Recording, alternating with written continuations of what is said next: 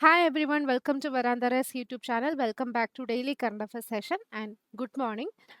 നമ്മളിപ്പോൾ നോക്കുന്നത് സെപ്റ്റംബർ മന്തിന്റെ ഇമ്പോർട്ടൻറ്റ് കറണ്ട് അഫയേഴ്സ് ആണ്. ഇന്ന് വന്നിട്ട് നമുക്ക് ഒരുപാട് ഇമ്പോർട്ടൻ്റ് ആയിട്ടുള്ള ന്യൂസുകളാണ് നോക്കാനുള്ളത്. വളരെ കുറച്ചേ ഉള്ളൂ, പക്ഷെങ്കിൽ അതിനെല്ലാം അത്യാവശ്യം നല്ല ഇമ്പോർട്ടൻസ് ഉള്ള ന്യൂസുകളാണ് നമ്മളിന്ന് നോക്കുന്നത്.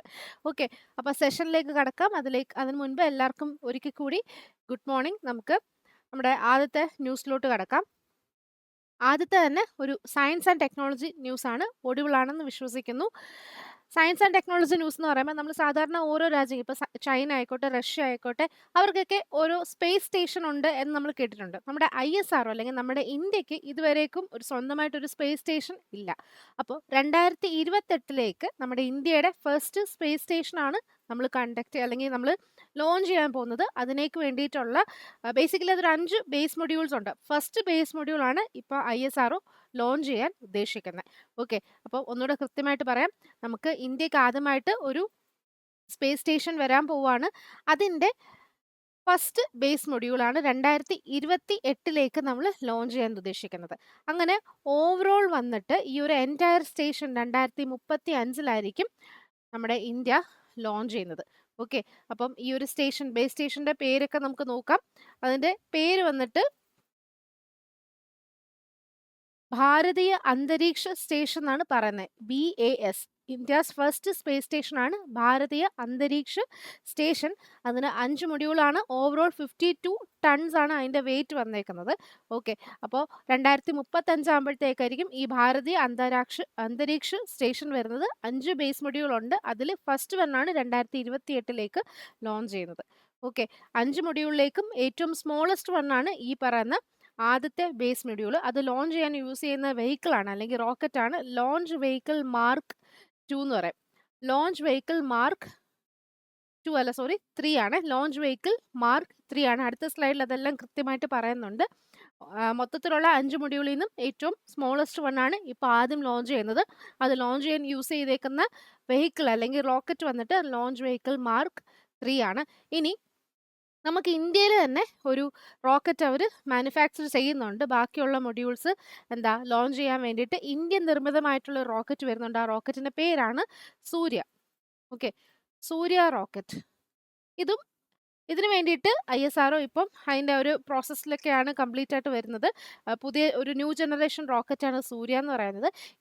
ഇനി വരുന്ന ഹെവിയർ മൊഡ്യൂൾസ് ഒക്കെ ലിഫ്റ്റ് ചെയ്യാൻ വേണ്ടിയിട്ടാണ് ഈ സൂര്യ എന്ന് പറയുന്ന ന്യൂജൻ റോക്കറ്റ് അവർ ബിൽഡ് ചെയ്യുന്നത്. അപ്പോൾ അതിൻ്റെ പ്രോസസ്സിലൊക്കെ ഇപ്പോൾ ISRO ഇൻക്ലൂഡഡ് ആണ്. ഓക്കെ, അപ്പോൾ അതാണ് നമുക്ക് മൊത്തത്തിൽ നോക്കാനുള്ളത്. സാധാരണ വരുന്ന ഇപ്പോൾ ഈ ലോഞ്ച് വെഹിക്കിൾ മാർക്ക് 3 ആണ് ഉള്ളതിലേക്കും ഏറ്റവും ഹെവിയസ്റ്റ് ആയിട്ടുള്ള റോക്കറ്റ്. എന്നാൽ അതിനേക്കാട്ടിലും 2 ടൈംസ് മോർ കേപ്പബിലിറ്റി ആയിരിക്കും ഈ പറഞ്ഞ വരാൻ പോകുന്ന സൂര്യ എന്ന് പറയുന്ന റോക്കറ്റിനുള്ളത്. ഓക്കെ, അപ്പോൾ അതും ജസ്റ്റ് നോട്ട് ചെയ്ത് വെക്കുക. ISROയുടെ ചെയർമാൻ്റെ പേര് എല്ലാവർക്കും അറിയാലോ, ഡോക്ടർ എസ് സോമനാഥ് ആണ്. അതേപോലെ തന്നെ ഹെഡ് ക്വാർട്ടേഴ്സ് കർണാടകയിലെ ബംഗളൂരുവിലാണ്. എസ്റ്റാബ്ലിഷ് ചെയ്ത വർഷം 1969 ആണ്. ഓക്കെ, അപ്പോൾ അതാണ് നമ്മുടെ ഫസ്റ്റ് ന്യൂസിനകത്ത് നമുക്ക് നോക്കാനാണ്. നമ്മൾ പറഞ്ഞ പോയിന്റുകളൊക്കെ ഇവിടെ നോട്ട് ചെയ്ത് വെച്ചിട്ടുണ്ട്. നിങ്ങളൊന്ന് സ്ക്രീൻഷോട്ട് എടുത്താൽ മാത്രം മതി. നമുക്കത് അടുത്ത ന്യൂസിലോട്ട് പോകാം. അടുത്തത് വന്നിട്ട് ഒരു ഇമ്പോർട്ടൻറ്റ് അപ്പോയിൻമെൻറ്റ് ന്യൂസാണ് വരുന്നത്. ഫസ്റ്റ് ഇന്ത്യൻ OCA പ്രസിഡൻ്റായിട്ട് രാജ രൺധീർ സിംഗ് എന്ന് പറയുന്ന വ്യക്തിനെയാണ് അപ്പോയിന്റ് ചെയ്തേക്കുന്നത്. അപ്പോൾ എന്താണ് ഈ OCA എന്ന് നമുക്ക് നോക്കാം. OCA എന്ന് പറഞ്ഞാൽ Olympic council of Asia. Olympic council of Asia എന്നാണ് OCAയുടെ ഫുൾ ഫോം. അപ്പോൾ പ്രത്യേകത ഇത് ഇത്രയും ഇമ്പോർട്ടൻസ് എന്താണെന്ന് വെച്ചാൽ ആദ്യമായിട്ടാണ് ഒരു ഇന്ത്യൻ OCAയുടെ പ്രസിഡന്റ് ആവുന്നത്. Okay, so first Indian OCA president ആയിട്ടാണ് രാജ രൺധീർ സിംഗ് എന്ന് പറയുന്ന വ്യക്തിനെ അപ്പോയിന്റ് ചെയ്തേക്കുന്നത്. അദ്ദേഹം 2021 തൊട്ട് ഇതേ OCAയുടെ തന്നെ ആക്ടിംഗ് പ്രസിഡന്റ് ആയിരുന്നു. 2021 മുതൽ അതായത് 15 വർഷത്തേക്ക് കുവൈറ്റിന്റെ ഷെയ്ഖ് അഹമ്മദ് അൽ ഫഹദ് എന്നൊക്കെ പറയുന്ന ഒരു വ്യക്തി, ഷെയ്ഖ് അഹമ്മദ് അൽ ഫഹദ് അൽ സാബ എന്ന് പറയുന്ന വ്യക്തി കുവൈറ്റിന്റെ വ്യക്തിയാണ്. അദ്ദേഹത്തിന് 15 വർഷത്തേക്ക് OCAയിൽ നിന്ന് ബാൻ ചെയ്തിട്ടുണ്ടായിരുന്നു. അപ്പോൾ അദ്ദേഹത്തിന് പകരമായിട്ടാണ് 2021 തൊട്ട് രാജ രൺധീർ സിംഗ് ഇതിന്റെ ആക്ടിംഗ് പ്രസിഡന്റ് ആയിട്ട് സെർവ് ചെയ്തിട്ടുണ്ടായിരുന്നത്. അതിനുശേഷം ഇപ്പോൾ ആദ്യമായിട്ട് അദ്ദേഹത്തിന് എന്ത് ചെയ്തു, പ്രസിഡന്റായിട്ട് അപ്പോയിന്റ് ചെയ്തിട്ടുണ്ട്. 4 വർഷത്തേക്കാണ് ആ ഒരു ടെന്യൂർ വരുന്നത്. 4 വർഷം എന്ന് പറയുമ്പോൾ 2024 തൊട്ട് 2028 വരേക്കും ആയിരിക്കും ആ ഒരു ടെന്യൂർ നീണ്ടു നിൽക്കുന്നത്. ഓക്കെ, ഇപ്പം 4 വർഷത്തേക്കാന്ന് ഓർത്തിരിക്കുക. അതേപോലെ തന്നെ ഇതിപ്പം റീസെൻ്റ് ആയിട്ട് എന്തിൻ്റെ ഭാഗമായിട്ടാണ് ഇങ്ങനൊരു എലക്ഷൻ നടന്നതെന്ന് വെച്ചാൽ 44ാമത്തെ ജനറൽ അസംബ്ലി ഇത് ന്യൂഡൽഹിയിലെ ഭാരത് മണ്ഡപത്തിൽ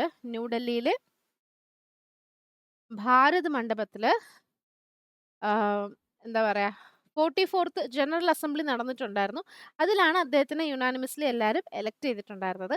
ഇതിന് ഓക്കെ അപ്പം നമ്മൾ ഇതിനകത്ത് നോക്കാനുള്ളത് OCAന്റെ ഫുൾ ഫോം മാത്രം നോക്കുക. അതേപോലെ തന്നെ ഈ ഒരു ഇവന്റ് റീസെൻ്റ് ആയിട്ട് ഡൽഹിയിൽ വെച്ചിട്ടാണ് കണ്ടക്ട് ചെയ്തിട്ടുണ്ടായിരുന്നത്. നമ്മുടെ ഇന്ത്യയിൽ നിന്നും അതേപോലെ തന്നെ 45 ഏഷ്യൻ രാജ്യങ്ങളിൽ നിന്നുമുള്ള ലീഡേഴ്സ് പങ്കെടുത്തിട്ടുണ്ടായിരുന്ന ഒരു ഇവന്റ് ആണ്. ഇന്ത്യയിൽ നിന്ന് റെപ്രസെന്റ് ചെയ്ത് വന്നേക്കുന്നത് നമ്മുടെ ministry of youth affairs and സ്പോർട്സിന്റെ യൂണിയൻ മിനിസ്റ്റർ ആയിട്ടുള്ള മാൻസുഖ് മാണ്ഡവ്യയാണ്. ഓക്കെ, അദ്ദേഹവും അതേപോലെ തന്നെ മറ്റ് 45 ഏഷ്യൻ രാജ്യങ്ങളുടെ ലീഡേഴ്സും കൂടെ ചേർന്നിട്ടാണ് ഈ പറയുന്ന രാജാ രൺധീർ സിംഗിനെ OCA അഥവാ ഒളിമ്പിക് കൗൺസിൽ ഓഫ് ഏഷ്യയുടെ പ്രസിഡന്റ് ആയത്. അതോടുകൂടി അദ്ദേഹം എന്തായി, ഫസ്റ്റ് ഇന്ത്യൻ OCA പ്രസിഡന്റ് എന്നുള്ള ഒരു ലേബലാണ് അദ്ദേഹത്തിന് കിട്ടിയിട്ടുള്ളത്. ഓക്കെ, ഇനി അദ്ദേഹത്തിന്റെ സ്പോർട്സ് കരിയറിലോട്ട് വരുവാണെങ്കിൽ അദ്ദേഹം ആദ്യമായിട്ട് നമുക്ക് ഏഷ്യൻ ഗെയിംസിൽ ഒരു ഷൂട്ടിംഗ് ആ ഒരു കാറ്റഗറിയിൽ ഗോൾഡ് മെഡൽ കരസ്ഥമാക്കിയേക്കുന്ന ആദ്യത്തെ ഇന്ത്യക്കാരൻ കൂടിയാണ് ഈ പറയുന്ന രാജാ രൺധീർ സിംഗ്. അദ്ദേഹം ഒരു ഷൂട്ടിംഗ് താരമാണ്. ഏഷ്യൻ ഗെയിംസിൽ ആദ്യമായിട്ട് ഇന്ത്യക്ക് ഷൂട്ടിങ്ങിന് ഗോൾഡ് മെഡൽ കൊണ്ടു തന്നത് ഇദ്ദേഹമാണ്. 1978 ആണ് ആ ഒരു വർഷം. അതേപോലെ തന്നെ 1982ലും 1986ലും അദ്ദേഹം ബ്രോൺസ് മെഡലും സിൽവർ മെഡലും റെസ്പെക്റ്റീവ്ലി വാങ്ങിച്ചിട്ടുണ്ടായിരുന്നു.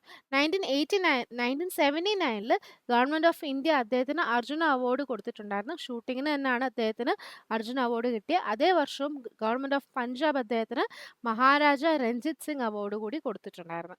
ഓക്കെ, പിന്നീട് നോക്കുവാണെങ്കിൽ 2005 അദ്ദേഹത്തിന് ഇതേ OCA അവാർഡ് ഓഫ് മെറിറ്റ് കിട്ടിയിട്ടുണ്ടായിരുന്നു. 2014 ഒളിമ്പിക് ഓർഡർ സിൽവറും കിട്ടിയിട്ടുണ്ടായിരുന്നു. കഴിഞ്ഞ ദിവസം ഒളിമ്പിക് ഓർഡർ ഗോൾഡ് കിട്ടിയ വ്യക്തിയെ പറ്റിയിട്ടൊക്കെ നമ്മൾ പറഞ്ഞിട്ടുണ്ടായിരുന്നു. ഫ്രാൻസിന്റെ പ്രസിഡന്റ് ആയിട്ടുള്ള ഇമ്മാനുവൽ മാക്രോൺ എന്നൊക്കെ പറഞ്ഞിട്ടുണ്ടായിരുന്നു അല്ലേ. അപ്പോൾ നമ്മൾ ഒളിമ്പിക് ഓർഡർ സിൽവർ ആണ് 2014 രാജാ രൺധീർ സിംഗിന് ഒളിമ്പിക് ഓർഡർ കിട്ടിയിട്ടുണ്ടായിരുന്നത്. ഓക്കെ, അപ്പോൾ ഇതൊക്കെയാണ് അദ്ദേഹത്തിന്റെ മേജർ അവാർഡ്സും അതേപോലെ തന്നെ സ്പോർട്സ് കരിയറിൽ നിന്ന് നമുക്ക് നോക്കാനുണ്ടായിരുന്നത്. നമ്മുടെ ഇന്ത്യനെ ഒളിമ്പിക് ഗെയിംസിൽ ഒരുപാട് വർഷം 1964 മുതൽ ഇന്ത്യനെ റെപ്രസെന്റ് ചെയ്തിട്ട് ഒളിമ്പിക്സിൽ പങ്കെടുക്കുന്ന ഒരു ഷൂട്ടിംഗ് താരം കൂടിയായിരുന്നു രാജാ രൺധീർ സിംഗ് എന്ന് പറയുന്ന വ്യക്തി. ഓക്കെ, അപ്പോൾ അതാണ് നമുക്ക് ഇതിനകത്ത് നോക്കാനുള്ളത്. മറക്കരുത്, ഈ OCAന്റെ ഹെഡ് ക്വാർട്ടേഴ്സ് വന്നിട്ട് കുവൈറ്റിലാണ് ഈ ഒളിമ്പിക് കൗൺസിൽ ഓഫ് ഏഷ്യ സ്ഥിതി ചെയ്യുന്നത്. അത് 1982ലാണ് അത് എസ്റ്റാബ്ലിഷ് ചെയ്തിട്ടുണ്ടായിരുന്ന വർഷം. ഇനി നമുക്ക് വേഗം അടുത്ത ന്യൂസിലോട്ട് പോകാം. അടുത്തത് ഇമ്പോർട്ടൻ്റ് ആയിട്ടുള്ളൊരു മാഗസിനാണ്, അല്ലെങ്കിൽ അവാർഡ്സ് ആൻഡ് റെക്കഗ്നിഷൻ ന്യൂസിനകത്താണ് ഇത് വരുന്നത്. ടൈം എന്ന് പറയുന്ന ഒരു മാഗസിൻ നിങ്ങൾക്കറിയാലോ, USA ന്യൂയോർക്ക് ബേസ് ചെയ്തിട്ടുള്ള ഒരു മാഗസിനാണ് ടൈം എന്ന് പറയുന്നത്.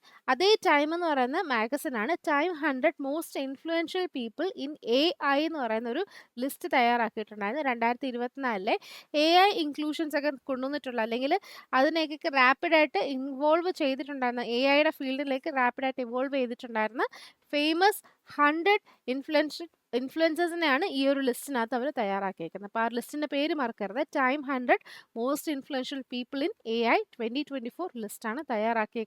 ന്യൂയോർക്ക് ബേസ് ചെയ്തിട്ടുള്ള മാഗസിനാണ് ടൈം മാഗസിൻ. ഓക്കെ, ഇനി നമുക്ക് പഠിക്കാനുള്ള എന്താണെന്ന് വെച്ചാൽ ഇന്ത്യയിൽ നിന്നുള്ള കുറച്ച് ആൾക്കാർ ഈ ഒരു ലിസ്റ്റിനകത്ത് വന്നിട്ടുണ്ട്. അതിനു മുൻപ് നമുക്ക് നോക്കാം, ഇത് സെക്കൻഡ് എഡിഷൻ ആണ് ഈ time 100 most influential people in AI list വരുന്നത്. കഴിഞ്ഞ വർഷമായിരുന്നു ഈ ഒരു ലിസ്റ്റ് വന്നിട്ടുണ്ടായിരുന്നത്, അതിനുശേഷം പിന്നെ ഇപ്പോഴാണ്, അതുകൊണ്ട് തന്നെ സെക്കൻഡ് എഡിഷൻ എന്ന് പറയാം. പിന്നെ ബേസിക്കലി ഇത് 4 കാറ്റഗറിയിലായിട്ടാണ് തിരിച്ചേക്കുന്നത്. ഒന്ന് വന്നിട്ട് leaders category, second one shapers, third one വന്നിട്ട് ഇന്നോവേറ്റേഴ്സ്,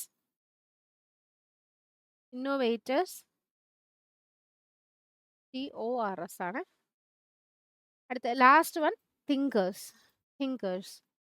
ഓക്കെ, അപ്പോൾ ലീഡേഴ്സ്, ഷേപ്പേഴ്സ്, ഇന്നോവേറ്റേഴ്സ്, തിങ്കേഴ്സ് എന്നിങ്ങനെയുള്ള 4 കാറ്റഗറിയിലായിട്ടാണ് ഈ 100 ആൾക്കാരെ തിരിച്ചേക്കുന്നത്.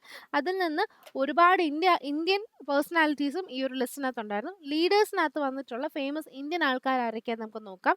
നിങ്ങൾക്ക് എല്ലാവർക്കും അറിയാവുന്ന സുന്ദർ പിച്ചൈ ആരാ? സുന്ദർ പിച്ചൈ ആരാന്ന് എല്ലാവർക്കും അറിയാലോ.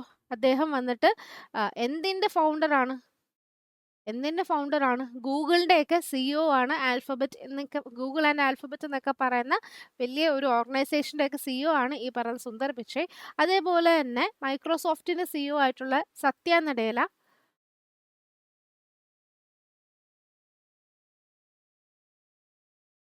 നഡേല, പിന്നെ എന്താ പറയുക, ആർട്ടിഫിഷ്യൽ ആമസോണിൻ്റെയൊക്കെ സീനിയർ വൈസ് പ്രസിഡൻ്റ് ഒക്കെ ആയിട്ടുള്ള, അതേപോലെ തന്നെ ഹെഡ് സയൻറ്റിസ്റ്റ് ഒക്കെ ആയിട്ടുള്ള രോഹിത് പ്രസാദ് എന്നിങ്ങനെയുള്ള വ്യക്തികളൊക്കെയാണ്. ഇവരുൾപ്പെടെ മൊത്തം 15 ആൾക്കാരാണ് ഈ ഒരു ലീഡേഴ്സ് കാറ്റഗറിക്കകത്ത് വന്നേക്കുന്നത്. ഓക്കെ, രോഹിത് പ്രസാദ്. ഓക്കെ, അതേപോലെ തന്നെ ഷേപ്പേഴ്സ് നോക്കുവാണെങ്കിൽ നമ്മുടെ union minister Ashwini Vaishnaw, minister of electronics and information ടെക്നോളജിയുടെ യൂണിയൻ മിനിസ്റ്റർ ആയിട്ടുള്ള അശ്വിനി വൈഷ്ണവും ഈ പറഞ്ഞ ഷേപ്പേഴ്സ് കാറ്റഗറിക്കകത്ത് വന്നേക്കുന്നത്. അതേപോലെ നമ്മൾ ആധാറിനെ പറ്റി എല്ലാവർക്കും അറിയാലോ. ആധാർ പ്രോഗ്രാം കൊണ്ടുവന്നേക്കുന്ന വ്യക്തിയാണ് നന്ദൻ നീലേക്കനി. അദ്ദേഹത്തിന് വേറൊരു വേറൊരു ഫേമസ് ആയിട്ടുള്ള സംഭവം എന്താണെന്ന് വെച്ചാൽ അദ്ദേഹമാണ് ഈ പറഞ്ഞ സ്റ്റെപ്പ്, അതെ, ഇൻഫോസിസിന്റെ ഒക്കെ കോ ഫൗണ്ടർ ആണ് നന്ദൻ നീലേക്കനി. ഓക്കെ, അപ്പോൾ അദ്ദേഹം, നന്ദൻ നീലേക്കനി, അതേപോലെ തന്നെ അശ്വിനി വൈഷ്ണവ് എന്നിങ്ങനെയുള്ള വ്യക്തികളൊക്കെയാണ് ഷേപ്പേഴ്സ് കാറ്റഗറിക്കകത്ത് വന്നേക്കുന്നത്. നന്ദൻ നീലേക്കനിക്ക് പറഞ്ഞൊരു നിക് നെയിം എന്ന് വെച്ചാൽ ഇന്ത്യാസ് ബിൽ ഗേറ്റ്സ് എന്നാണ് നന്ദൻ നീലേക്കനി അറിയപ്പെടുന്നത്. ഓക്കെ, അപ്പോൾ ഇങ്ങനത്തെ ഫേമസ് ആയിട്ടുള്ള വ്യക്തിത്വങ്ങളാണ് ഇന്ത്യനെ റെപ്രസെന്റ് ചെയ്തിട്ട് ഈ 4 കാറ്റഗറിയിലായിട്ട് വന്നിട്ടുള്ളത്. റിപ്പോർട്ട് അല്ലെങ്കിൽ ഈ ഒരു ലിസ്റ്റിന്റെ പേര് മറക്കരുത്, time 100 most influential people in AI 2024 list ആണ്. ഓക്കെ, അപ്പോൾ മറക്കരുത്. ഇത്രയും കാര്യങ്ങളാണ് നമുക്ക് നോക്കാനുള്ള. 4 കാറ്റഗറി ഉണ്ട്. ഒരുപാട് വ്യക്തികളുണ്ട്. തിങ്കർ കാറ്റഗറിക്കകത്ത് വരുന്ന ഇന്ത്യൻസ് ഉണ്ട്, ഷേപ്പേഴ്സ് ഉണ്ട്, ഇന്നോവേറ്റേഴ്സ് ഉണ്ട്. എല്ലാം ഒന്നും ഡീറ്റെയിൽ ആയിട്ട് നോക്കണ്ട.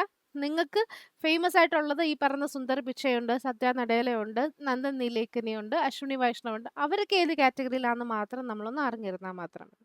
ഓക്കെ, പിന്നെ ഫേമസ് ആക്ടർ ആയിട്ടുള്ള അനിൽ കപൂറിന്റെ കാര്യം പറയാം. അദ്ദേഹവും ഷേപ്പേഴ്സ് കാറ്റഗറിക്കകത്താണ് ഇൻക്ലൂഡഡ് ആയിട്ടുള്ളത്. ഓക്കെ,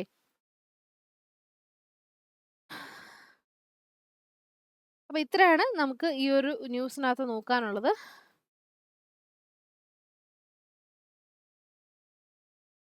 അടുത്തത് HDFC അല്ല, HDBFS. ഓക്കെ, HDFCയുടെ തന്നെ ഒരു സബ്സിഡറിയാണ് HDBFS എന്ന് പറയുന്നത്. അത് വന്നിട്ടൊരു നോൺ ബാങ്കിങ് ഫിനാൻഷ്യൽ കോർപ്പറേഷൻ അഥവാ NBFC ആണ്. ഓക്കെ, അപ്പോൾ ഇതിനൊരു പ്രത്യേകിച്ചൊരു എന്താ പറയുക, ഒരു കാര്യം ലോഞ്ച് ചെയ്തിട്ടുണ്ട്. അതിൻ്റെ ഭാഗമായിട്ട് ഫസ്റ്റ് NBFC എന്നൊരു ലേബൽ വന്നിട്ടുണ്ട്. എന്നാൽ നമുക്ക് നോക്കാം, NPCIയുടെ KYC സേതു സിസ്റ്റം ലോഞ്ച് ചെയ്യുന്ന ആദ്യത്തെ നോൺ ബാങ്കിങ് ഫിനാൻഷ്യൽ കോർപ്പറേഷൻ ആണ് നമ്മൾ ഈ കാണുന്ന HDBFS എന്ന് പറയുന്നത്. ഓക്കെ, HDBFS ഫുൾ ഫോം നോക്കിക്കഴിഞ്ഞാൽ ഹൗസിംഗ് ഡെവലപ്മെന്റ്, HDFC ബാങ്കിന്റെ തന്നെ housing development board financial services limited എന്നാണ് HDBFSന്റെ ഫുൾ ഫോം വന്നേക്കുന്നത്. ഓക്കെ, അപ്പോൾ നമ്മൾ ഈ അക്കൗണ്ട് ഒക്കെ സ്റ്റാർട്ട് ചെയ്യുമ്പോൾ നമ്മൾ ഈ KYC ഒക്കെ അപ്ഡേറ്റ് ചെയ്യണമല്ലോ, KYC ഒക്കെ കംപ്ലീറ്റ് ചെയ്യണമല്ലോ, നോ യുവർ കസ്റ്റമർ എന്ന് പറയുന്ന പരിപാടി. അപ്പോൾ ഇലക്ട്രോണിക്കലി നമുക്ക് KYC, അതായത് KYC എന്ന് പറഞ്ഞാൽ ഇലക്ട്രോണിക് നോ യുവർ കസ്റ്റമർ എന്നാണ് ആ ഒരു സിസ്റ്റം. അതിനാണ് നമ്മൾ സേതു സിസ്റ്റം എന്ന് പറയുന്നത്. എല്ലാ ബാങ്ക് ഒക്കെ അപ്ഡേറ്റ് ചെയ്യുന്ന, അല്ലെങ്കിൽ അവരൊക്കെ ലോഞ്ച് ചെയ്തിട്ടുള്ള സംഭവമാണ്. പക്ഷേങ്കിൽ ആദ്യമായിട്ടാണ് ഒരു NBFC ഈ പറയുന്ന KYC സേതു സിസ്റ്റം കൊണ്ടുവന്നേക്കുന്നത്. അതുകൊണ്ടാണ് ആ ഒരു ലേബൽ അവിടെ വന്നേക്കുന്നത്. ഓക്കെ, അപ്പം HDBFSന്റെ കസ്റ്റമേഴ്സിന് ഇനി ഈസി ആയിട്ട് ലോൺ അക്കൗണ്ട്സ് ഒക്കെ സ്റ്റാർട്ട് ചെയ്യാം. അവർ ഡോക്യുമെന്റ്സ് ഒന്നും അപ്ലോഡ് ചെയ്യേണ്ട ആവശ്യമില്ല, അല്ലെങ്കിൽ ആ ഒരു ബ്രാഞ്ച് വന്നിട്ട് വിസിറ്റ് ചെയ്യേണ്ട ആവശ്യമൊന്നുമില്ല. അവർക്ക് ഈസി ആയിട്ട് ലോൺ അക്കൗണ്ട് ഒക്കെ സ്റ്റാർട്ട് ചെയ്യാൻ പറ്റും. ബേസിക്കലി ഇങ്ങനൊരു സിസ്റ്റം വന്നേക്കുന്നതെന്ന് വെച്ചാൽ ഈ കസ്റ്റമേഴ്സിനെയൊക്കെ അവരുടെ ഇപ്പം അക്കൗണ്ട് ഓപ്പണിംഗ് പ്രോസസ്സ് ആയിക്കോട്ടെ, അങ്ങനെ കുറേ കാര്യങ്ങളൊക്കെ ഉണ്ടല്ലോ. അപ്പോൾ കസ്റ്റമേഴ്സിന് കുറച്ചുകൂടെ ഫാസ്റ്ററായിട്ടും സിംപ്ലറായിട്ടും മോർ സെക്യൂർ ആയിട്ടും ഫിനാൻഷ്യൽ സർവീസസ് കൊടുക്കാൻ വേണ്ടിയിട്ടാണ്, ഇത്തരം കാര്യങ്ങളൊക്കെ സ്ട്രീംലൈൻ ചെയ്യാൻ വേണ്ടിയിട്ടാണ് ഈ പറയുന്ന KYC സേതു സിസ്റ്റം എന്ന് പറയുന്ന സംഭവം വന്നേക്കുന്നത്. അത് ലോഞ്ച് ചെയ്തേക്കുന്ന ആദ്യത്തെ NBFC ആണ് HDBFS എന്ന് പറയുന്നത്. ഓക്കെ, മറക്കരുത് കേട്ടോ. ഇനി അടുത്ത് നമുക്ക് നോക്കാം DICGC എന്നാൽ നമുക്ക് നോക്കാം, deposit insurance and credit guarantee corporation. അതായത് ഇപ്പോൾ ഒരു ബാങ്ക് ഒക്കെ ഒരു ബാങ്ക് പൊട്ടിപ്പോവാന്ന് വെച്ചോ. അപ്പോൾ നമ്മൾ FD ഒക്കെ അല്ലെങ്കിൽ നമ്മൾ പലതരത്തിലുള്ള ഡെപ്പോസിറ്റ് ആ ബാങ്കിൽ ഓൾറെഡി ചെയ്തിട്ടുണ്ട്. അപ്പോൾ നമ്മൾ പെട്ടെന്നൊരു ബാങ്ക് വന്നിട്ട് നിർത്തലാക്കുകയോ അല്ല ലൈസൻസ് ക്യാൻസൽ ആവുകയോ ചെയ്യുക നമുക്ക് എന്തായിരിക്കും, നമുക്ക് ടെൻഷനായിരിക്കും. നമ്മുടെ ഡെപ്പോസിറ്റ് നമുക്ക് കിട്ടുമോ ഇല്ലെന്നൊക്കെ ഉള്ള ടെൻഷനായിരിക്കും. അപ്പോൾ അത്തരം കാര്യങ്ങളൊക്കെ റിസോൾവ് ചെയ്യുന്ന ഒരു ഓർഗനൈസേഷനാണ്, ഗവൺമെൻറ്റിൻ്റെ അണ്ടറിൽ തന്നെ വരുന്നതാണ് DICGC എന്ന് പറയും. നമ്മുടെ ഡെപ്പോസിറ്റൊക്കെ കൃത്യമായിട്ട് നമുക്ക് തന്നെ ക്ലെയിം ചെയ്യാൻ പറ്റുന്ന ഒരു ഓർഗനൈസേഷനാണ് DICGC അഥവാ deposit insurance and credit guarantee corporation എന്ന് പറയുന്നത്. ഓക്കെ, റിസർവ് ബാങ്കിൻ്റെ തന്നെ ഒരു സെൽഫ് ഓൺഡ് അല്ല ഹോളി ഓൺഡ് സബ്സിഡറിയാണ് ഈ പറഞ്ഞ DICGC. അപ്പോൾ ഈ DICGC എന്ത് ചെയ്തു, ദാവാ സൂചക് എന്ന് പറയുന്ന ഒരു സംഭവം കൊണ്ടുവന്നിട്ടുണ്ട്. ഇത് ബേസിക്കലി എന്തിനു വേണ്ടിയിട്ടാണെന്ന് ചോദിച്ചു കഴിഞ്ഞാൽ ഇതൊരു ഓൺലൈൻ ടൂളാണ്. അതായത് ഈ പറഞ്ഞ ഡെപ്പോസിറ്റേഴ്സിന് അവരുടെ ക്ലെയിം അവർ ഇപ്പോൾ അവർക്ക് ഡെപ്പോസിറ്റ് തിരിച്ചു കിട്ടണമെന്ന് പറയുമല്ലോ, തിരിച്ചു വേണം എന്ന് പറഞ്ഞിട്ട് അവർ ക്ലെയിം ചെയ്ത് കാണുമല്ലോ, ആ ക്ലെയിം അവർക്ക് ഓൺലൈനായിട്ട് ട്രാക്ക് ചെയ്യാൻ വേണ്ടിയിട്ടാണ് ദാവാ സൂചക് എന്ന് പറയുന്ന ഒരു പ്ലാറ്റ്ഫോം അല്ലെങ്കിൽ ട്രാക്കിംഗ് ടൂള് കൊണ്ടുവന്നേക്കുന്നത്. ഓക്കെ, അതായത് അവർക്ക് അവരുടെ രജിസ്റ്റേർഡ് മൊബൈൽ നമ്പറും ഒക്കെ അപ്ലോഡ് ചെയ്ത് അല്ലെങ്കിൽ അതൊക്കെ എൻ്റർ ചെയ്തിട്ട് ഈ DICGCൻ്റെ വെബ്സൈറ്റിലൂടെ ക്ലെയിം സ്റ്റാറ്റസ് ട്രാക്ക് ചെയ്യാൻ പറ്റും. അതിനുവേണ്ടി കൊണ്ടുവന്നേക്കുന്ന ഓൺലൈൻ പ്ലാറ്റ്ഫോമാണ് ദാവാ സൂചക്. ആരാ കൊണ്ടുവന്നേക്കുന്നത്? ഡി വെച്ചാ സ്റ്റാർട്ട് ചെയ്തേക്കുന്നത്. അപ്പോൾ ആരാ ഡി വെച്ച് തന്നെ സ്റ്റാർട്ട് ചെയ്തേക്കുന്ന DICGC ആണ്. ഓക്കെ, അതും അത്ര തന്നെ ഉള്ളൂ. വലിയ അത്യാവശ്യം നല്ല ഇമ്പോർട്ടൻസ് ഉള്ള ന്യൂസാണ്, പക്ഷെ ഡീപ്പായിട്ട് നോക്കേണ്ട കാര്യമൊന്നുമില്ല. April 1, 2020 മുതൽ അതിന് ശേഷമുള്ള 2024 April 1 ശേഷമുള്ള ഈ പറയുന്ന ഡെപ്പോസിറ്റേഴ്സിൻ്റെ കാര്യങ്ങളെല്ലാം അവർക്ക് ക്ലെയിം, അവർ അതിനുശേഷം ക്ലെയിം ചെയ്തിട്ടുണ്ടായിരുന്ന എല്ലാ കാര്യങ്ങളും അവർക്ക് സ്റ്റാറ്റസ് ചെയ്യാൻ പറ്റും, അവർക്ക് കൂടെ ചെക്ക് ചെയ്യാൻ പറ്റും ഡെപ്പോസിറ്റേഴ്സിന്. അപ്പോൾ ആ ഒരു കാര്യമാണ് ഈ പറയുന്ന ദാവാ സൂചകങ്ങൾ എനേബിൾ ചെയ്യുന്നത്. ഓക്കെ,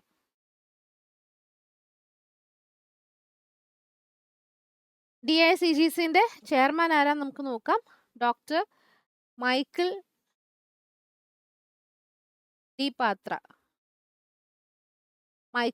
ഡെബപാത്ര എന്ന് പറയുന്ന വ്യക്തിയാണ്. അദ്ദേഹം വന്നിട്ട് നമ്മുടെ RBIയുടെ ഒരു RBIയുടെ 4 ഡെപ്യൂട്ടി ഗവർണേഴ്സിൽ ഒന്നാണ് മൈക്കിൾ ഡെബപാത്ര. അദ്ദേഹം തന്നെയാണ് DICGCയുടെ ചെയർമാനും. ഇതിൻ്റെ ഹെഡ്ക്വാർട്ടേഴ്സ്, RBIയുടെ ഹെഡ്ക്വാർട്ടേഴ്സ് എവിടെയാണോ അവിടെ തന്നെയാണ്, മഹാരാഷ്ട്രയിലെ മുംബൈയിലാണ്. എസ്റ്റാബ്ലിഷ് ചെയ്ത വർഷം 1978 ആണ്. RBI എസ്റ്റാബ്ലിഷ് ചെയ്ത വർഷം 1935 ആണ്. 1978 ഈ പറയുന്ന deposit insurance and credit guarantee corporation launch ചെയ്തേക്കുന്നത്, എസ്റ്റാബ്ലിഷ് ചെയ്തിട്ടുണ്ടായിരുന്നത്. ഓക്കെ, അതാണ് നമുക്ക് ആ ഒരു ന്യൂസിനകത്ത് നോക്കാനുള്ളത്. ഇനി അടുത്തത് വീണ്ടും പ്രധാനപ്പെട്ട ഒരു ന്യൂസ് തന്നെയാണ്. ബ്രിക്സ് നമ്മൾ പഠിച്ചിട്ടുണ്ടായിരുന്നല്ലോ, ബ്രിക്സ് രാജ്യങ്ങൾ. അതിൻ്റെ കാര്യങ്ങളെല്ലാം ഡീറ്റെയിൽ ആയിട്ട് തന്നെ ഒരു ദിവസം പറഞ്ഞു തന്നിട്ടുണ്ടായിരുന്നു. ആദ്യമായിട്ട് ബ്രിക്സ് സമ്മിറ്റ് അല്ലെങ്കിൽ അങ്ങനെ ഒരു ആശയം കൊണ്ടുവന്ന രാജ്യം, ഇതെല്ലാ കാര്യങ്ങളും നമ്മൾ പറഞ്ഞതാണ്. വീണ്ടും ഞാൻ പറഞ്ഞ് വെറുപ്പിക്കുന്നില്ല. അപ്പോൾ ബ്രിക്സ് രാജ്യങ്ങളുടെ അവർ കണ്ടുപിടിച്ചിട്ടുണ്ട് അല്ലെങ്കിൽ അവർ തന്നെ കൊണ്ടുവന്നിട്ടുള്ള ഒരു ബാങ്കാണ്, ഒരു മൾട്ടിലാറ്ററൽ ബാങ്കാണ് ന്യൂ ഡെവലപ്മെൻറ്റ് ബാങ്ക് എന്ന് പറയും. ഓക്കെ, ഇനി ഈ ന്യൂ ഡെവലപ്മെൻറ്റ് ബാങ്കിനെ പറ്റിയിട്ട് പറയുവാണെങ്കിൽ, ഓക്കെ, അതിലേക്ക് അൾജീരിയ എന്ന് പറയുന്ന രാജ്യം ജോയിൻ ചെയ്യുന്നുണ്ട്. ഓക്കെ, 2015 ബ്രിക്സ് രാജ്യങ്ങൾ എന്ത് ചെയ്തത്, ന്യൂ ഡെവലപ്മെൻറ്റ് ബാങ്ക് ലോഞ്ച് ചെയ്തിട്ട് എസ്റ്റാബ്ലിഷ് ചെയ്തിട്ടുണ്ടായിരുന്നു. അങ്ങനെ ആ ന്യൂ ഡെവലപ്മെൻറ്റ് ബാങ്കിലോട്ട് ഇപ്പോൾ അൾജീരിയ കൂടെ പുതിയ മെമ്പറായിട്ട് ജോയിൻ ചെയ്യുന്നുണ്ട്. അങ്ങനെ അൾജീരിയ വന്നപ്പം ടോട്ടലായിട്ട് 10 രാജ്യങ്ങളാണ് ന്യൂ ഡെവലപ്മെൻറ്റ് ബാങ്കിൻ്റെ മെമ്പേഴ്സായിട്ട് വന്നേക്കുന്നത്. ടോട്ടൽ നമ്പർ ഓഫ് മെമ്പേഴ്സ് വന്നിട്ട് 10 ആയിട്ടുണ്ട്. ഓക്കെ, ഈ 10-നകത്തുനിന്ന് മൂന്നാമത്തെ അറബിക് കൺട്രിയാണ് അല്ലെങ്കിൽ അറബ് കൺട്രിയാണ് അൾജീരിയ എന്ന് പറയുന്നത്. ഓക്കെ, അപ്പോൾ ഒന്ന് വന്നിട്ട് ഈജിപ്റ്റ് ആണ്. അറബ് കൺട്രീസിൻ്റെ കാര്യമാണ് പറയുന്നത്. ഒന്നാമത്തെ ഈജിപ്റ്റ് ആണ്, രണ്ടാമത്തെ UAE ആണ്, മൂന്നാമത്തേതാണ് ഈ പറയുന്ന അൾജീരിയ. ഓക്കെ, അപ്പോൾ 10 മെമ്പേഴ്സാണ് ബ്രിക്സിൻ്റെ ന്യൂ ഡെവലപ്മെൻറ്റ് ബാങ്കിൻ്റെ അംഗങ്ങളായിട്ടുള്ളത്. അതിൽ മൂന്നാമത്തെ അറബ് കൺട്രിയാണ് അൾജീരിയ എന്ന് പറയുന്നത്. ഓക്കെ, 2023 തൊട്ടാണ് ഇവരിതിന് വേണ്ടിയിട്ടുള്ള റിക്വസ്റ്റൊക്കെ NDBയിൽ ജോയിൻ ചെയ്യാനുള്ള റിക്വസ്റ്റ് കൊടുത്തിട്ടുണ്ടായിരുന്നത്. അതിനുശേഷം ഇപ്പോഴാണ് അവർക്ക് ജോയിൻ ചെയ്യാൻ പറ്റിയിട്ടുണ്ടായിരുന്നത്. ഓക്കെ, ആദ്യം ബ്രിക്സ് രാജ്യങ്ങളാണ് ഇതിൻ്റെ മെമ്പേഴ്സ് ആയിട്ടുണ്ടായിരുന്നത്. അതിനുശേഷം ഓരോ രാജ്യങ്ങൾ ഇതിനകത്ത് വന്നിട്ടുണ്ടായിരുന്നു. അപ്പോൾ ഒരു ഓർഡറിൽ പറയുവാണെങ്കിൽ 2021 ബംഗ്ലാദേശും അതേപോലെ തന്നെ UAEയും 2021 ബ്രിക്സ് NDBക്കകത്ത് മെമ്പർഷിപ്പ് എടുത്തിട്ടുണ്ടായിരുന്നത്. പിന്നീട് 2023 ഈജിപ്റ്റ് വന്നിട്ടുണ്ടായിരുന്നു. ഓക്കെ, പിന്നെ 2021 ഉറുഗ്വേ കൂടി വന്നിട്ടുണ്ടായിരുന്നു. 2021 ഉറുഗ്വേ ഓക്കെ. ദെൻ ഇപ്പോൾ ആരാ വന്നേക്കുന്നത്? അൾജീരിയ. അങ്ങനെ ബ്രിക്സ് രാജ്യങ്ങളും പിന്നെ ബംഗ്ലാദേശും UAEയും ഈജിപ്തും ഉറുഗ്വേയും അൾജീരിയയും കൂടെ ചേർത്തിട്ട് ഇപ്പോൾ മൊത്തത്തിൽ 10 മെമ്പേഴ്സാണ് ബ്രിക്സ് NDB അഥവാ ന്യൂ ഡെവലപ്മെന്റ് ബാങ്കിനകത്തുള്ളത്. ഓക്കെ. അപ്പോൾ അത് നോട്ട് ചെയ്ത് വെക്കുക. ബേസിക്കലി അതൊരു മൾട്ടിനാഷണൽ ഡെവലപ്മെന്റ് ബാങ്ക് ആണ്. ഈ മെമ്പർ രാജ്യങ്ങളിലേക്ക് ഓരോ ഡെവലപ്മെന്റ് കാര്യങ്ങൾക്കൊക്കെ ലോൺ കൊടുക്കുന്നതാണ് ഈ പറയുന്ന ബാങ്ക് എന്ന് പറയുന്നത്. ഓക്കെ. അതും ജസ്റ്റ് നോട്ട് ചെയ്ത് വെക്കുക. റീസെന്റ് ആയിട്ട് സൗത്ത് ആഫ്രിക്കയിൽ വെച്ചിട്ട് 9th ആനുവൽ മീറ്റിംഗ് നടന്നിട്ടുണ്ടായിരുന്നു NDBയുടെ. ആ ഒരു ഇവന്റിൽ വെച്ചിട്ടാണ് NDBയുടെ പ്രസിഡന്റ് ആയിട്ടുള്ള ഡിൽമ റൂസഫ് എന്ന് പറയും. ഡിൽമ റൂസഫ് NDBയുടെ ന്യൂ ഡെവലപ്മെന്റ് ബാങ്കിന്റെ പ്രസിഡന്റ് ആണ്. ഈ പറയുന്ന വ്യക്തിയാണ് അൾജീരിയക്ക് ഈ ഒരു ഇതിനകത്തോട്ടുള്ള ഒരു എൻട്രി പറഞ്ഞിട്ടുണ്ട്, അല്ലെങ്കിൽ അത് അനൗൺസ് ചെയ്തിട്ടുണ്ടായിരുന്നത്. ഓക്കെ. അപ്പം 9th ആനുവൽ മീറ്റിംഗ് എവിടെയാണ് നടന്നത്? NDBയുടെ 9th ആനുവൽ മീറ്റിംഗ് നടന്നത് സൗത്ത് ആഫ്രിക്കയിലാണ്. ഓക്കെ. സൗത്ത് ആഫ്രിക്ക ബ്രിക്സ് രാജ്യങ്ങളിൽ ഒന്ന് S4 സൗത്ത് ആഫ്രിക്ക ആണല്ലോ.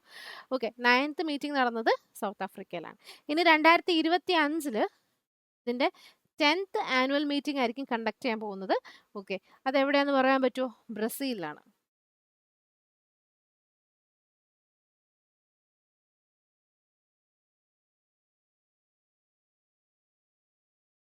ബ്രസീലിലാണ് 10th ആനുവൽ മീറ്റിംഗ് നടക്കാൻ പോകുന്നത്. ഓക്കെ. അപ്പോൾ ഇത്രേ ഉള്ളൂ ഇതിനകത്ത് നമുക്ക് നോക്കാനുള്ള. NDB വന്ന വർഷം 2015 അതിന്റെ പ്രസിഡന്റിന്റെ പേര് പറഞ്ഞു, ഡിൽമ റൂസഫ് ആണ്. DILMA Rousseff. ROUSEFF ആണ് NDBയുടെ പ്രസിഡന്റിന്റെ പേര്. അതേപോലെ 9th ആനുവൽ മീറ്റിംഗ് നടന്നത് സൗത്ത് ആഫ്രിക്കയിലാണ്. സൗത്ത് ആഫ്രിക്കയിലെ കേപ്പ് ടൗണിലും. ഇനി 2025 ഇതിന്റെ 10th ആനുവൽ മീറ്റിംഗ് നടക്കുന്നത്. അത് വന്നിട്ട് ബ്രസീലിലാണ് ഹോസ്റ്റ് ചെയ്യാൻ പോകുന്നത്. ഓക്കെ. അപ്പോൾ മറക്കരുത്, ലാസ്റ്റ് ജോയിൻ ചെയ്ത രാജ്യം എന്താ? അൾജീരിയ ആണ്. മൂന്നാമത്തെ അറബ് കൺട്രി കൂടിയാണ്, ഈജിപ്തും UAEയും കഴിഞ്ഞാൽ. ഓക്കെ. അപ്പോൾ നമുക്ക് അടുത്ത ന്യൂസിലോട്ട് പോകാം. പിന്നെ ഒരു കാര്യം ഞാൻ പറയാൻ വിട്ടുപോയി. ഈ ഒരു 9th ആനുവൽ മീറ്റിംഗ് എന്ന് പറഞ്ഞില്ലേ, ഇതിനൊരു തീം ഉണ്ടായിരുന്നു. തീമാണ് ഇൻവെസ്റ്റിംഗ് ഇൻ സസ്റ്റൈനബിൾ ഫ്യൂച്ചർ എന്ന് പറയും. ഇൻവെസ്റ്റിംഗ് ഇൻ സസ്റ്റൈനബിൾ ഫ്യൂച്ചർ ആണ് ഇത്തവണ സൗത്ത് ആഫ്രിക്കയിലെ കേപ്പ് ടൗണിൽ നടന്നിട്ടുണ്ടായിരുന്ന 9th ആനുവൽ മീറ്റിംഗിന്റെ തീം. Investing in a sustainable future. മറക്കരുതേ. അപ്പോൾ അടുത്ത നമുക്ക് നോക്കാം. അടുത്ത വന്നിട്ട് മിയറ്റിയുടെ കാര്യം പറഞ്ഞത്. Ministry of electronics and information ടെക്നോളജിയുടെ ഒരു കാര്യം. അവർ റീസെൻ്റ് ആയിട്ട് സ്റ്റാർട്ടപ്പുകളെ സപ്പോർട്ട് ചെയ്യാൻ വേണ്ടിയിട്ട് തുടങ്ങിയിട്ടുണ്ടായിരുന്ന ഒരു സമൃദ്ധി എന്ന് പറഞ്ഞ സ്കീം ഉണ്ടായിരുന്നു.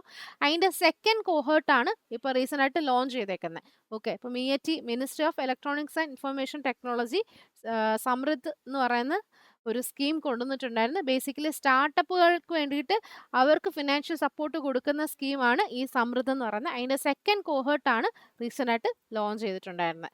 ഓക്കെ. അപ്പോൾ അത് ജസ്റ്റ് നോട്ട് ചെയ്ത് വെക്കുക. 2021 തുടങ്ങിയിട്ടുണ്ടായിരുന്ന സ്കീമാണ് സമൃദ്ധ്. 2021 മിയറ്റിയുടെ ഒരു ഫ്ലാഗ്ഷിപ്പ് പ്രോഗ്രാം ആയിരുന്നു.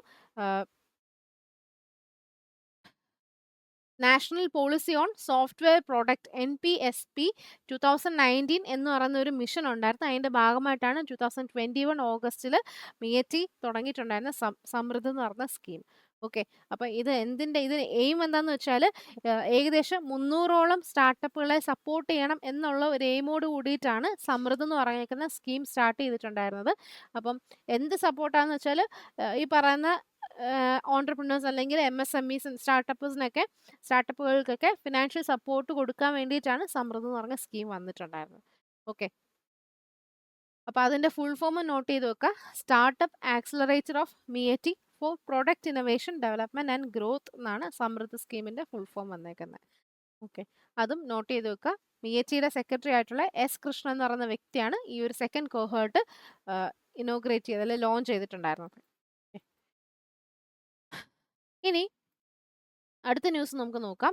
അടുത്ത് വന്നിട്ട് പ്രധാനമന്ത്രി നരേന്ദ്രമോദി ആദ്യമായിട്ട് international solar festival virtually inaugurate ചെയ്തിട്ടുണ്ടായിരുന്നു. ഫസ്റ്റ് ഇന്റർനാഷണൽ സോളാർ ഫെസ്റ്റിവലാണ് വിർച്വലി ഇനോഗ്രേറ്റ് ചെയ്തിട്ടുണ്ടായിരുന്നു. ന്യൂഡൽഹിയിൽ വെച്ചിട്ടായിരുന്നു അത് കണ്ടക്ട് ചെയ്തിട്ടുണ്ടായിരുന്നത്. ഓക്കെ. മറക്കരുത്, ആരാ ഇനോഗ്രേറ്റ് ചെയ്തത്? പ്രൈം മിനിസ്റ്റർ നരേന്ദ്രമോദിയാണ്. ഓക്കെ. ഇനി ഈ ISF എന്ന് അഥവാ ഈ പറഞ്ഞ ഇന്റർനാഷണൽ സോളാർ ഫെസ്റ്റിവലിനെ പറ്റി പറയാം. ഇതിനകത്ത് അവർ മെയിനായിട്ട് ഹൈലൈറ്റ് ചെയ്തേക്കുന്ന കീ പോയിന്റുകൾ എന്ന് പറഞ്ഞാൽ കഴിഞ്ഞ 10 വർഷത്തെ വെച്ച് നോക്കുവാണെങ്കിൽ, ലാസ്റ്റ് 10 ഇയേഴ്സിൽ വെച്ച് നോക്കുവാണെങ്കിൽ ഇന്ത്യയുടെ സോളാർ എനർജി കപ്പാസിറ്റി വന്നിട്ട് 32 മടങ്ങായിട്ട് ഇൻക്രീസ് ആയിട്ടുണ്ട് എന്നാ പറഞ്ഞേക്കുന്നത്. ഓക്കെ. ഇൻക്രീസ്ഡ് 32 ഫോൾഡ് എന്നാണ് അവർ അതിനകത്ത് മെൻഷൻ ചെയ്തേക്കുന്നത്. ഓക്കെ, കഴിഞ്ഞ 10 വർഷത്തെ എടുത്ത് നോക്കുവാണെങ്കിൽ ഇന്ത്യയുടെ സോളാർ എനർജി കപ്പാസിറ്റി 32 മടങ്ങാണ് ഇൻക്രീസ് ചെയ്തേക്കുന്നത്. അതേപോലെ നമുക്കൊരു ടാർഗറ്റ് ഉണ്ട് 2030 ആകുമ്പോഴത്തേക്ക് നോൺ ഫോസിൽ ഫ്യൂർ പവർ കപ്പാസിറ്റി എന്ന് പറയുന്നത് 500 ജിഗാവാട്ട് ആക്കും എന്നുള്ളൊരു ടാർഗറ്റ് കൂടി നമുക്ക് ഓൾറെഡി പറഞ്ഞിട്ടുണ്ട്. അതും ഇതിനകത്ത് അവർ ഹൈലൈറ്റ് ചെയ്തിട്ടുണ്ട്. അപ്പോൾ മറക്കരുത്, 2030 ടാർഗറ്റ് ഇയർ. എത്രയാ target? 500 gigawatt non fossil power capacity എത്തിക്കും എന്നാണ്, അച്ചീവ് ചെയ്യും എന്നാണ് അവരുടെ target. Non fossil power capacity. Okay, പിന്നെന്താ ഇതിനകത്ത് നമുക്ക് നോക്കാനുള്ളത്? നമ്മൾ ഇന്റർനാഷണൽ സോളാർ അലയൻസ് വന്നിട്ട് നമ്മുടെ ഇന്ത്യ സ്റ്റാർട്ട് ചെയ്തിട്ടുണ്ടായിരുന്ന ഒരു കാര്യമാണ്. ഇന്ത്യയാണ് അങ്ങനെ ഒരു ഇനിഷ്യേറ്റീവ് ലോഞ്ച് ചെയ്തിട്ടുണ്ടായിരുന്നത്. COP21 കോൺഫറൻസ് ഓഫ് പാർട്ടീസ് 21 പാരീസിൽ വെച്ച് കണ്ടക്ട് ചെയ്തിട്ടുണ്ടായിരുന്നു. പാരീസിൽ വെച്ചിട്ട്. ഓക്കെ, അപ്പോൾ നമ്മുടെ ഫ്രാൻസും അതേപോലെ നമ്മുടെ ഇന്ത്യയും കൂടെ ചേർന്നിട്ടാണ് ISA അഥവാ ഇന്റർനാഷണൽ സോളാർ അലയൻസ് എന്ന് പറയുന്ന ഒരു ഇനിഷ്യേറ്റീവ് കൊണ്ടുവന്നിട്ടുണ്ടായിരുന്നത്. എന്തിനു വേണ്ടിയിട്ടാണ്? ഫ്രാൻസിലെയും അതേപോലെ തന്നെ ഇന്ത്യയിലെയും സോളാർ എനർജി പ്രൊമോട്ട് ചെയ്യാനും സോളാർ എനർജി റിലേറ്റ് ചെയ്തിട്ടുള്ള ഗോളൊക്കെ അച്ചീവ് ചെയ്യാനും സപ്പോർട്ട് ചെയ്യാനും വേണ്ടിയിട്ടാണ് നമ്മൾ ഈ ഒരു ഈ പറഞ്ഞ ഈ ISA കൊണ്ടുവന്നിട്ടുണ്ടായിരുന്നത്. കൊണ്ടുവന്ന വർഷം 2015 COP21 വെച്ചിട്ടാണ് ഇത്തരം ഒരു ആശയം അല്ലെങ്കിൽ ഒരു ഇനിഷ്യേറ്റീവ് കൊണ്ടുവന്നത്. ഓക്കെ, മറക്കരുതേ. ഇതേ ISAയുടെ ഇന്റർനാഷണൽ സോളാർ അലയൻസിന്റെ ഡയറക്ടർ ജനറലിന്റെ പേര് കൂടി ഒന്ന് നോട്ട് ചെയ്ത് നോക്കുക. അജയ് മാത്തൂർ ആണ്. അജയ് മാത്തൂർ. ഓക്കെ, അപ്പൊ അത്രേ ഉള്ളൂ ആ ഒരു ന്യൂസിനകത്ത് നമുക്ക് നോക്കാനുള്ളത്. പിന്നെ ന്യൂഡൽഹിയിൽ വെച്ചിട്ടാണല്ലോ ഈ ഒരു കാര്യം നടന്നത്. ന്യൂഡൽഹിന്റെ CM ആരാ? അരവിന്ദ് കെജ്രിവാൾ ആണ്. അരവിന്ദ് കെജ്രിവാൾ. പിന്നെ അതൊരു യൂണിയൻ ടെറിട്ടറിയാണ്, നാഷണൽ ക്യാപിറ്റൽ ടെറിട്ടറി ആണ്. അതുകൊണ്ട് തന്നെ അവിടെ ഗവർണർ അല്ല, ലഫ്റ്റനന്റ് ഗവർണറാണ് ഉള്ളത്. ഡൽഹിയുടെ ലഫ്റ്റനന്റ് ഗവർണർ ആരാ? നമ്മൾ കഴിഞ്ഞ ദിവസം പഠിച്ചായിരുന്നല്ലോ, VK സക്സേന അഥവാ വിനയ് കുമാർ സക്സേന എന്ന് പറയുന്ന വ്യക്തിയാണ് അവിടുത്തെ ലഫ്റ്റനന്റ് ഗവർണർ. ഓക്കെ,